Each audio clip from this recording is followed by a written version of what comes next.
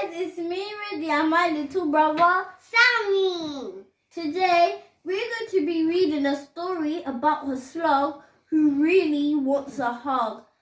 This story is called Slug Needs a Hug by Jeanne, Willis and Tony Ross. Once upon a time, there was a little slimy, spotty, shiny, whiny slug. He was wet and weedy, very, very needy, and always greedy for a hug.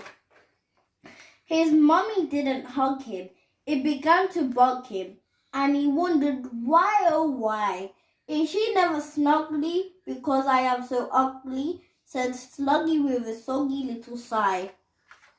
He spoke to other creatures with very different features, and he asked them what they thought to do to make himself more huggable, less slivery, and sluggable, for sadly, Sluggy didn't have a clue.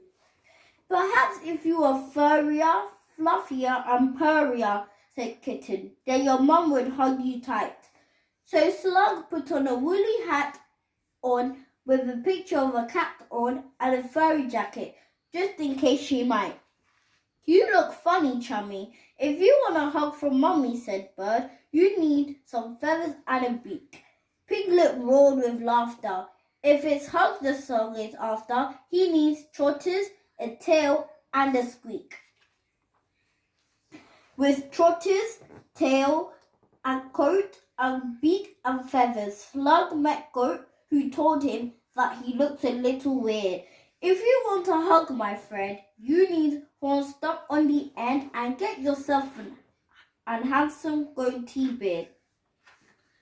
Slug did as Goat suggested, and he sensibly invested in some horns and a moustache made out of string. Moth looked aghast and muttered, and he whispered as he fluttered, Slug, you need some wings, you silly little thing. Slug made himself a pair. He couldn't fly into the air. His wings were scarlet petals from a rose. Although he smelled delightful, Fox declared that he looked frightful and he'd never get a hug without a nose. Should I lose the beak, thought Slug, if I really want a hug? Would Mummy love me more with just a snout? But there was very little space to wear them both upon his face, but Sluggy did, in case of any doubt. Slug gazed into the brook at his astonishing new look and barely recognized his own reflection. If she doesn't hug you now, she never will, said Cow, as she gave the slug a head-to-tail inspection. Hoping Cow was right, Slug chugged slowly home that night to show his mom his fabulous disguise. But after all he'd done, she didn't recognize her son. Mother, it is me, said Slug. Surprise!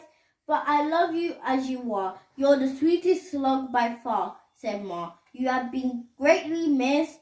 You're beautiful and charming. If I could, I'd hug you, darling. But alas, she had no arms, and so they kissed. The end. What did you learn from the story? That you should never be sad. And I just asked your mom. Okay. What I learned is that you don't need to change who you are just to get something that you want. Because you know how the slug wanted a hug, and in the end, he did get one. But you don't need to change how you look. You know how the slug went to see all the animals and he was changed, but his mom still loved him the way he was. So never change who you are. Be yourself, and you should always ask sometimes. Hope you learned something and you enjoyed the story. Keep reading. Bye.